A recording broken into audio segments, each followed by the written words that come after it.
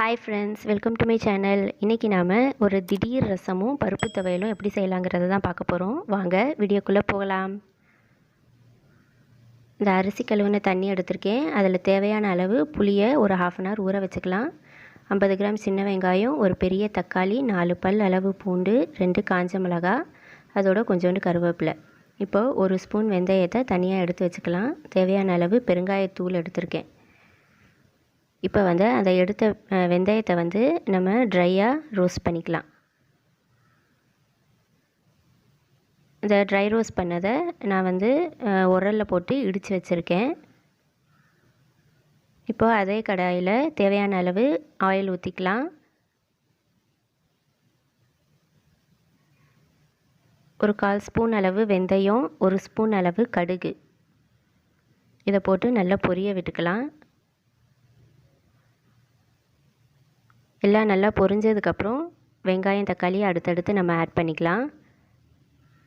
எடுத்து வச்சுருக்க காஞ்ச மிளகாவை கிள்ளி போட்டுக்கோங்க. இப்போ வெங்காயம் போட்டு நல்லா மிக்ஸ் பண்ணிக்கோங்க. ரொம்ப வதங்க வேண்டிய அவசியம் இல்லை. லைட்டாக அந்த பிங்கிஷ் கலர் வந்ததுக்கப்புறம் பூண்டு நான் லைட்டாக நச்சு வச்சுருக்கேன். அதோட தக்காளியும் ஆட் பண்ணி கொஞ்சோண்டு கல்லுப்பு போட்டு க்ளோஸ் பண்ணி வேக விட்டுக்கலாம். இந்த ரசம் ரொம்ப டேஸ்ட்டாக இருக்குங்க. இது செட்டிநாடு பக்கம் நிறைய இந்த ரசம் தான் செய்வாங்க. இது பேர் கழனி ரசம்னு சொல்லுவாங்க. இந்த புளியை கரைச்சி இந்த மாதிரி வடிகட்டி இந்த மாதிரி ஆட் பண்ணிக்கலாம்.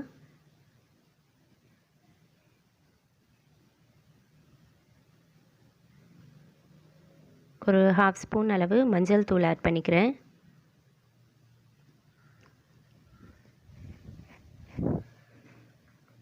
இந்த ரசம் நல்லா கொதிக்கணும்.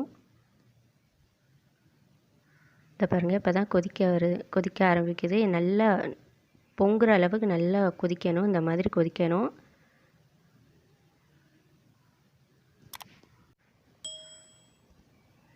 இந்த ரசத்துக்கு எக்கு ஆம்லெட், அதுக்கப்புறம் அப்பளம் பொரிச்சு இந்த மாதிரி பருப்பு துவையல் வச்சு சாப்பிட்டா செம்மையாக இருக்குங்க.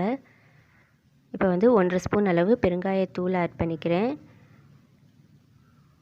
இது பெருங்காயத்தூளும் வெந்தயத்தூளும் லாஸ்ட்டில் தான் நம்ம ஆட் பண்ணணும். அப்போ தான் ஃப்ளேவர் நல்லாயிருக்கும். முன்னாடியே நீங்கள் போட்டுட்டிங்கன்னா அதோடய ஃப்ளேவர்லாம் போயிடும். இப்போது அந்த நுணுக்கி வச்சுருக்க வெந்தயத்தூளையும் இதில் ஆட் பண்ணிக்கலாம். இதோடு நம்ம ஸ்டவ் ஆஃப் பண்ணிக்கலாம். இப்போ பருப்பு துவையல் எப்படி செய்கிறதுன்னு பார்க்கலாம்.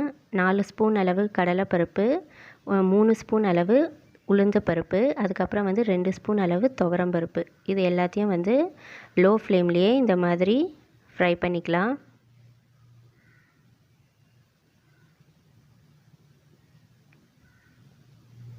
இப்போ 4 காஞ்ச மிளகாவை இந்த மாதிரி உடச்சி போட்டுக்கலாம்.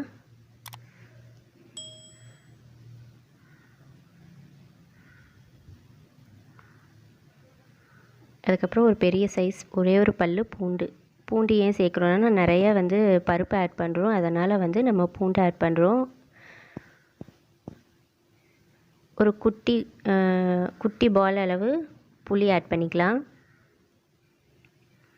இந்த எண்ணெயை வேஸ்ட் பண்ணிடாதீங்க. இதில் ஏதாவது தாளிச்சிக்கலாம், அதுக்கப்புறம் குழம்பு தாளிச்சிக்கலாம், சட்னி தாளிச்சிக்கலாம். அதனால் எண்ணெயை வேஸ்ட் பண்ணிடாதீங்க. என்னோடய வீடியோஸ் பிடிச்சிருந்துச்சுன்னா லைக் பண்ணுங்கள், ஷேர் பண்ணுங்கள், சப்ஸ்கிரைப் பண்ணுங்கள். பக்கத்தில் இருக்க பெல் ஐக்கான் கிளிக் பண்ணி ஆளுங்கிற ஆப்ஷன் கொடுத்துக்கோங்க.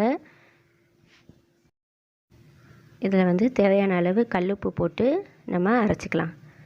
கொஞ்சமாக தண்ணி ஊற்றி அரைச்சிக்கோங்க. நிறைய தண்ணி ஊற்றிடாதீங்க. லைட்டாக தண்ணி ஊற்றி அரைங்க. ஏன்னா இது பருப்புனால தண்ணி அப்சர்வ் ஆகிக்கிட்டே இருக்கும். அதனால் கொஞ்சம் கொஞ்சமாக தண்ணி ஊற்றி அரைச்சி துவையல் பதத்துக்கு எடுத்து வச்சுக்கலாம். இந்த ரசமும் பருப்பு துவையலும் வீட்டில் நீங்கள் செய்து பார்த்துட்டு எப்படி இருந்துச்சுன்னு உங்கள் கமெண்ட்ஸ் எனக்கு கண்டிப்பாக சொல்லுங்கள். தேங்க்ஸ் ஃபார் வாட்சிங். இன்னொரு சூப்பரான ரெசிபியோட நெக்ஸ்ட் வீடியோவில் பார்க்கலாம். Have a nice day.